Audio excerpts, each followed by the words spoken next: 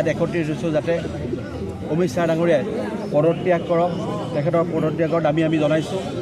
কাৰণ আপোনালোক সকলোৱে জানে যে সংসদত কি ধৰণে অমিত শ্বাহ ডাঙৰীয়াই ভীমৰাও আম্বেদকাৰৰ নাম লোৱাটো এটা ফেশ্বন বুলি কৈছিলে। গতিকে আমি তেখেতসকলক ক'ব বিচাৰোঁ, অমিত শ্বাহ ডাঙৰীয়াক ক'ব বিচাৰোঁ যে যোনে সংবিধান মানে গণতন্ত্ৰ মানে প্ৰত্যেকেই এইটোক নিজৰ অপমান বুলি ভাবিছে। আৰু আমি সকলোৱে একত্ৰিত হৈ পেলাই এই অমিত শ্বাহ ডাঙৰীয়াক সকীয়াই দিব বিচাৰিছোঁ যাতে তেখেতে সকলো ভাৰতবাসীৰ সন্মুখত আঁঠুকাঢ়ি ক্ষমা খুজি পেলাই তেখেতে পদত্যাগ কৰক।